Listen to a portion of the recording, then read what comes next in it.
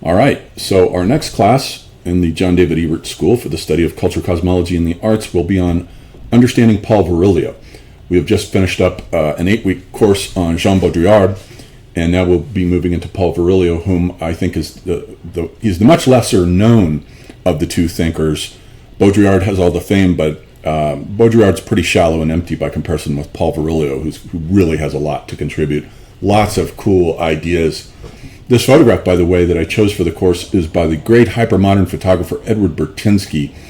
Like the photograph that I chose last time for Jean Baudrillard was by Andreas Gursky. They are two of the greatest hypermodern photographers alive. And here this is an image. What Bertinsky does is he does all these aerial shots. I don't know what sort of conveyance that he gets up into, possibly helicopters to shoot these things, I'm not sure. But this is an aerial view of a landscape with water doing interesting things. And it is a reference to Paul Virilio's, in his book, I think it's Art as Far as the Eye Can See, where he first talks about Jackson Pollock's abstract expressionist paintings as a kind of foreseeing of the satellite view, the satellization of the planet and its view. And I think he also talks about how his concept of what he calls the vision machine, which includes all forms of optical photography, video, etc., film, he just calls it the vision machine, began when Nadar put a camera inside of a hot air balloon and then photographed the landscape from the hot air balloon. And that is the birth of the vision machine, which is one of his central concepts. Now, so this class will be, it'll start on Saturday, August 3rd at 2 p.m. MST, and it'll continue down for every Saturday thereafter until Saturday, September 21st.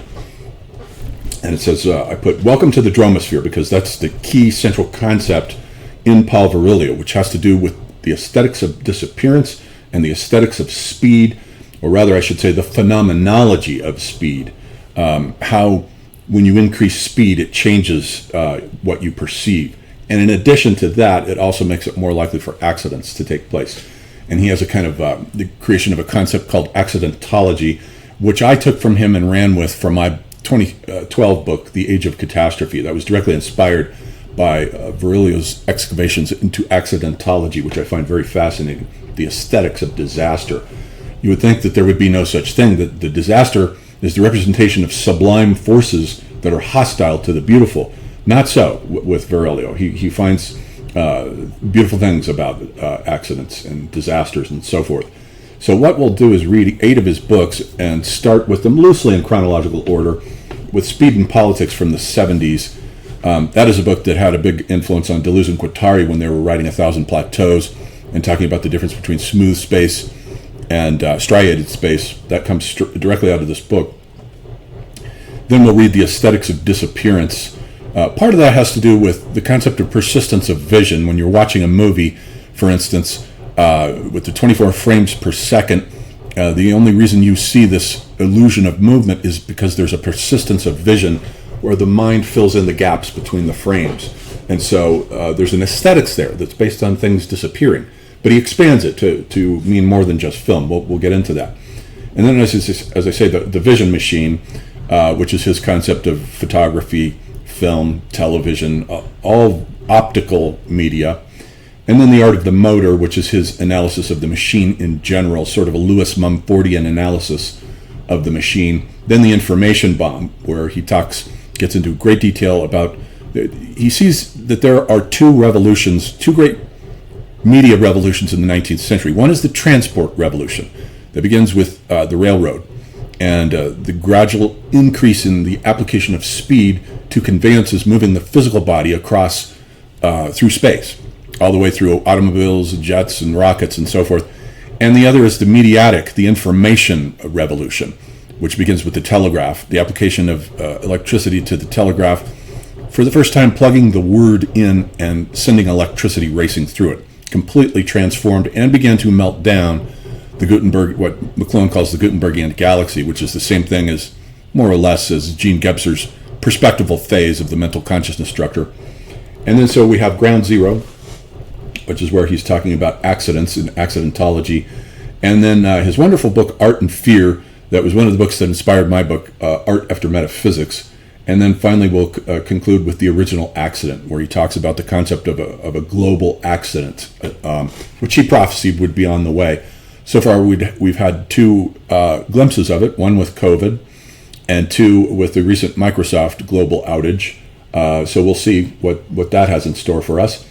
And then the pricing option is, as always, if you want to attend the class live, it's $250 for all 8 weeks, or if you just want a subscription for all 8 classes, which means I send you the class recordings and the lectures to your Gmail every week, that's $150 for that subscription. And then, by the way, if you do want to enroll, I prefer that you contact me at my Gmail, johndavidebert@gmail.com. I prefer to enroll you that way. There are other courses that we've done. As I say, this is the Jean Baudrillard class that we are just now finishing up, and the wonderful photograph from Andres Gursky. And then we're about a third of the way right now through Moby Dick, and we're having great fun with that. And of course, we've already completed Finnegan's Wake. This says first half, but the whole thing is completed. I'm only allowed to advertise 3 classes at a time on here, but we've completed something like 15 classes, just about. And if you're interested in purchasing any of those, I have them all recorded. So let me know. They average about $150, give or take, depending on the length of the class. If you want we've done classes on Rudolf Steiner and Nietzsche and history of German idealist philosophy, the evolution of media studies, all kinds of stuff, the evolution of the Hermetic tradition. We've just had a blast. So I also do astrology readings still, for those of you who are interested in having a glimpse at what that's like. It is not at all antipathetic to the intellect. There's this misunderstanding between New Age thinkers and European and or American academic thinkers that spirituality is inimical to the intellect. Take one look at Rudolf Steiner and you will see that it doesn't work that way. They are not antipathetic, not at all. So if you want to have a glimpse at the mechanics of how astrology works, contact me again at my Gmail, johndavidebert@gmail.com, to set up a reading. I guarantee you that it will be a revelation. I've not had a single client yet who was not wowed. Okay then, I'll see you guys in class.